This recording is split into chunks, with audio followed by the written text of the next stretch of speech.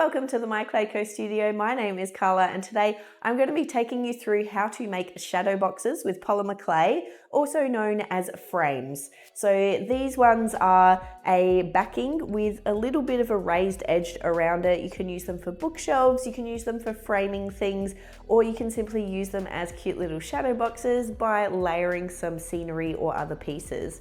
All right, I have a couple of different ways that I'm going to show you how to use them. So I think first off, we need to get into how to actually create the Shadowbox base. What do Shadowbox cutters look like? They are a pair of cutters that when used together can create this kind of Shadowbox or frame style cutter.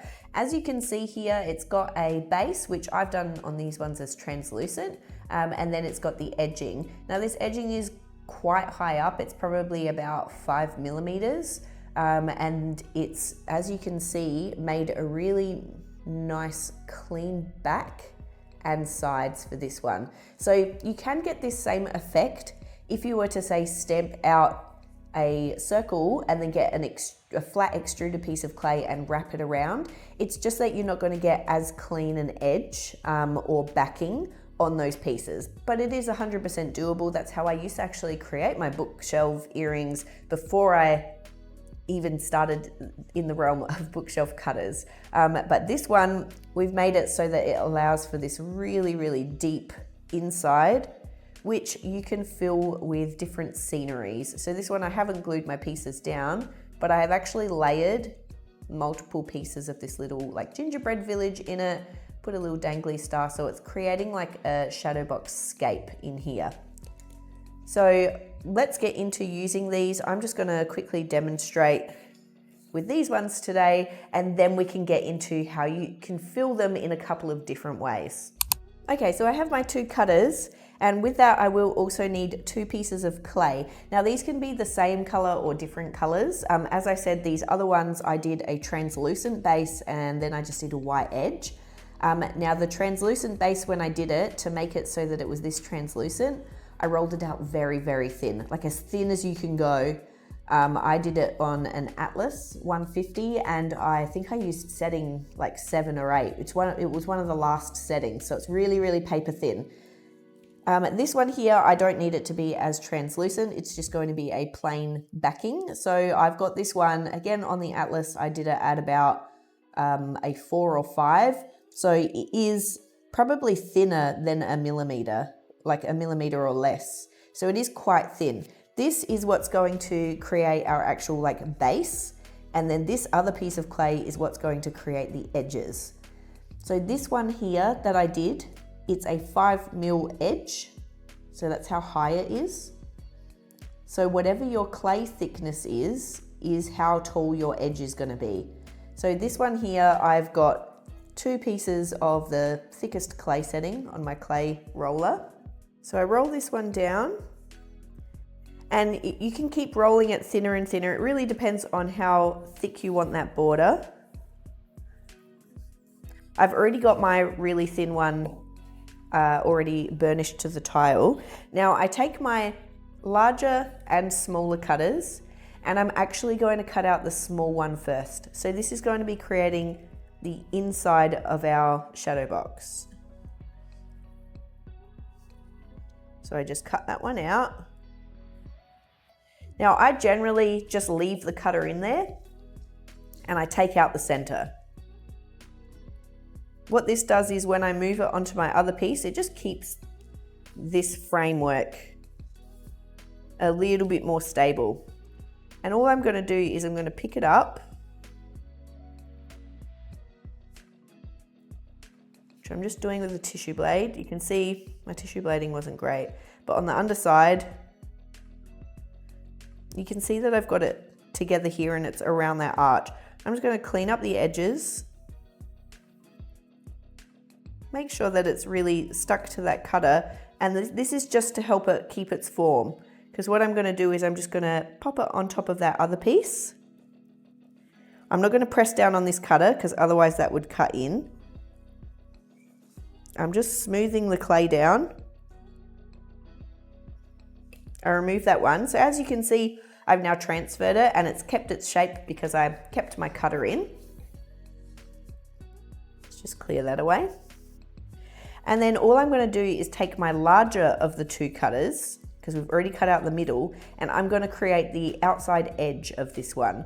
So this one is a nice easy way to figure out exactly where you want it so that it's centered. Let me show you a bird's eye view. So as you can see here, it's not quite centered. So I just move it until I've got a kind of even border all the way around. And then all I do is I press in.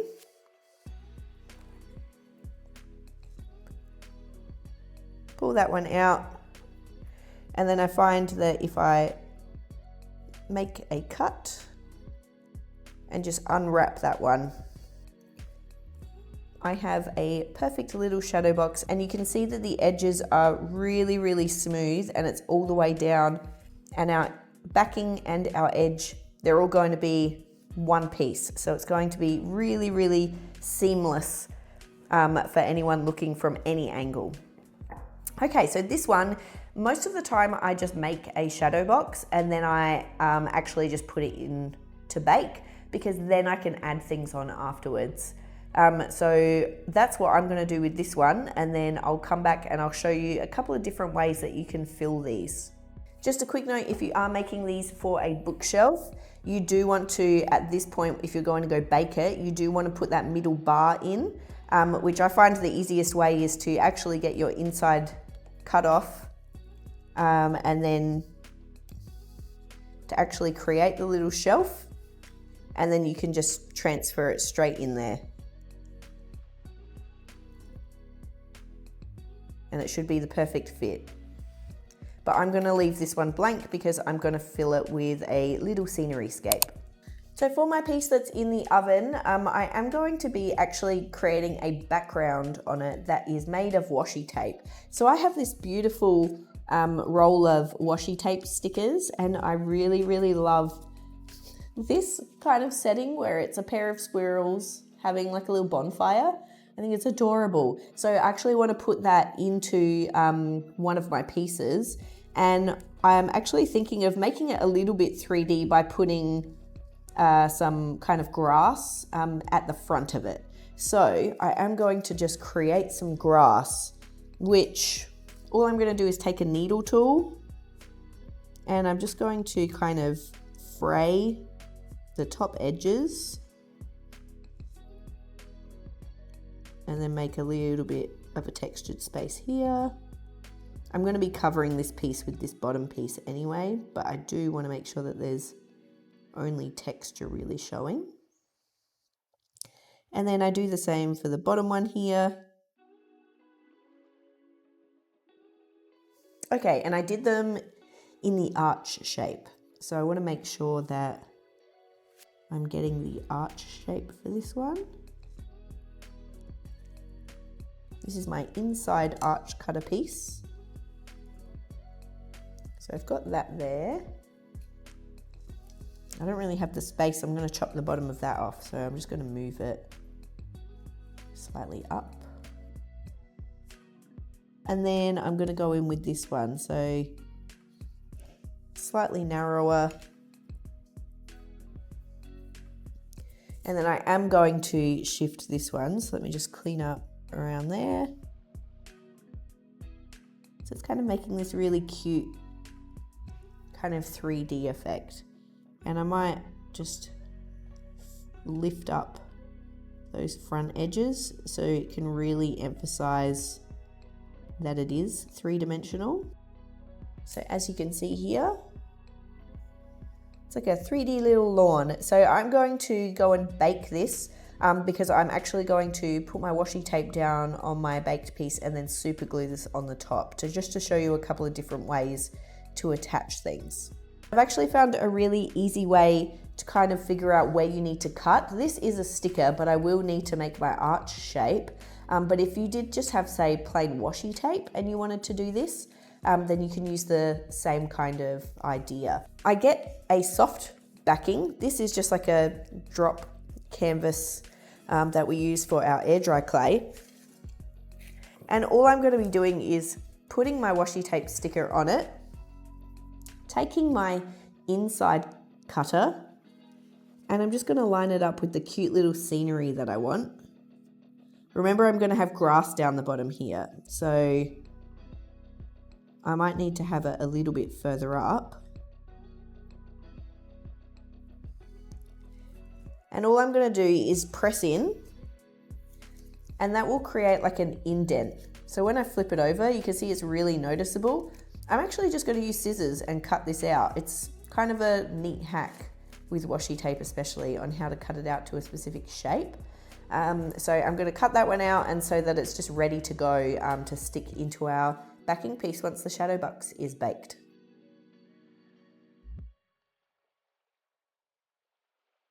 Now, if you didn't want to use washi tape, you could 100% just paint a background. You could put a transfer on your base piece before you actually create your shadow box. You can do a number of different things to try and get like a scenery in the background. But I do think that this little squirrel situation is going to be very cute. Okay, I am back with my baked piece. As you can see, really crisp, clean edges and back. The join on it, so seamless, so beautiful. Okay, I'm going to be putting my washi tape arch in here. So I'm just checking for fit.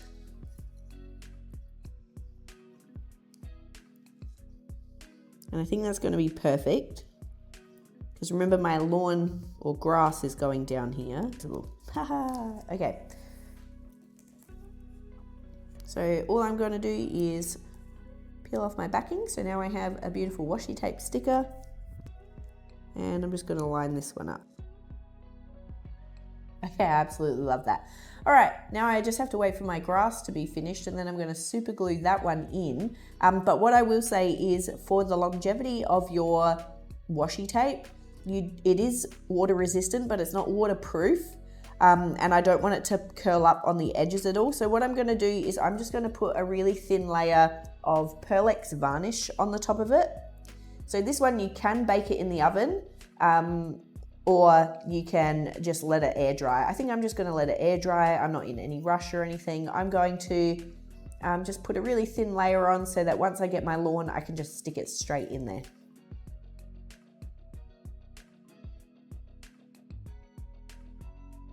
Okay, so my varnish has dried on my washi tape piece, and I've also got my little lawn piece out of the oven. As you can see, it looks really cute, three-dimensional texturing. And all I'm going to do is pop a little bit of super glue on the back of this one. Being careful not to glue my own fingers. And all I need to do is just drop that piece in and then firmly press it down. And as you can see there, I've now got a little lawn out the front of my scape so that it's got that more three-dimensional look to it. And my squirrels are enjoying the little campfire. Now, if you are creating these shadow box style sceneries where you've got kind of three different levels or two different levels of like depth, you can actually bake these pieces in with your shadow box. And how I created these were to actually get slabscapes. So we have slabscape cutters. So obviously I used our townhouse one for the gingerbread village, and then I used the treescape for the like winter wonderland. And I'll just quickly show you how you can use these ones, or if you even hand cut out something or have cutters that are similar, how you can actually make it so that you can fill in a shadow box with some of these things. So I have got three different green clays here, and I'm actually going to do similar to this one where I'm doing like a layered tree situation, and I'm going to pop it into this. Now this is already baked, but I could be putting this into the unbaked piece as well while I'm doing this. So I'm going to take my tree slabscape, and I just want to take the inside circle cutter, so the one that fits in the middle of this. And all I'm going to do is I'm going to try and figure out which part of my tree line I want to include in my depth of field.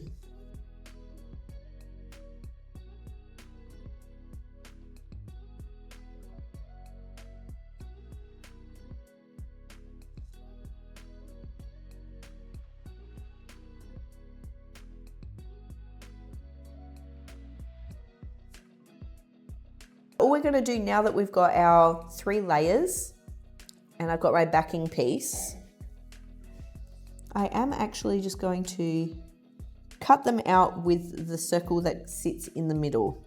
You really want to make sure that you're not using the outside one or it's not going to fit in the middle.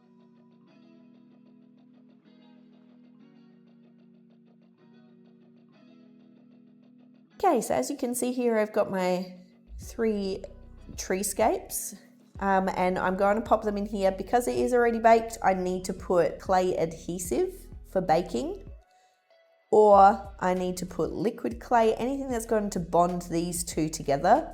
But these ones will bond to each other because they're unbaked clay. So we just need to do the unbaked clay to baked clay adherence. And also, if you are to bake, you could actually bake these and then you could super glue them in as well. So there's a couple of options for you to actually put these in. If you don't think you can move them without warping them or something, you can always do that.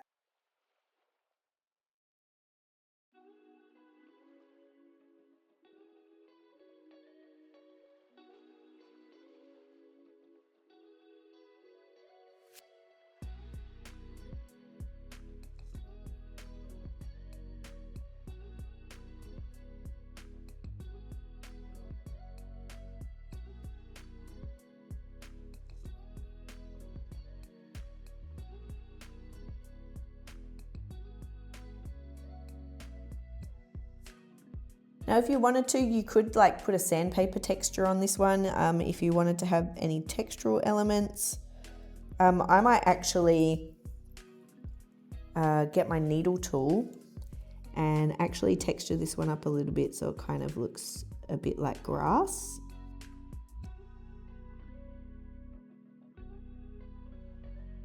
I'm going to pop that one in the oven, and then when I come back, I'll just do some finishing touches to it.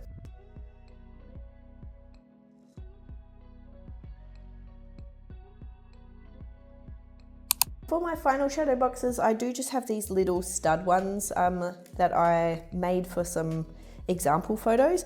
I'm actually going to make a couple of cute little mushrooms to sit in these. So I'm just going to 3D sculpt them just with a little bit of white polymer clay.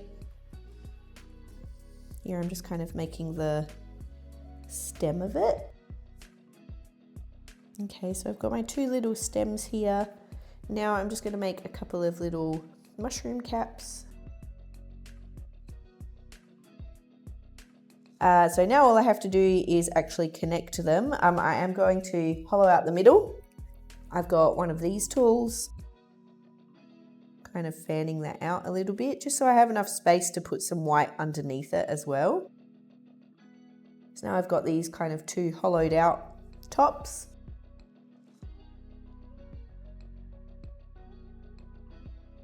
That is going to be my little mushroom. I just want to make sure that it's going to sit in there and not protrude too much. If you wanted to, you could always cut the back or the side a little bit. So I'm going to see what side I like the best. Slice a little off the back, and then that means now that when it sits in there, yeah, it's going to look very, very cute. Now I could bake this mushroom piece and then pop it in. But I do think that I want to put like a little bit of moss or something underneath down the bottom here. So I'm actually going to put a little bit of my oven baked clay adhesive down the bottom, and I will stick my mushroom in.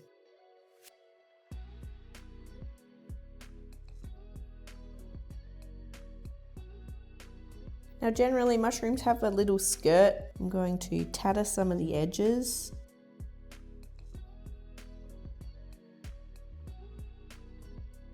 There we go, so now the mushroom has a little skirt. And I could either leave it like this, as you can see I've got a thumbprint or fingerprint on there, so I'll probably give that a smooth over before I bake it. And I think it does need a little bit of greenery. So for me to add greenery, I am actually going to put some oven baked clay adhesive down the bottom. Okay, and I've got this really nice like deep forest green here. And the best way that I like to make moss is I literally just get a craft knife and I scrape the surface a little bit. And then you kind of get this kind of clumpy moss type looking stuff, and you can just pop it on the bottom here.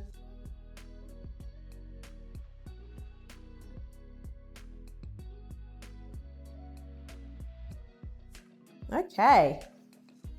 I was going to put some white spots on it after baking it, just with some paint, but I think I might actually do the same kind of moss texture and just get really tiny flecks of white.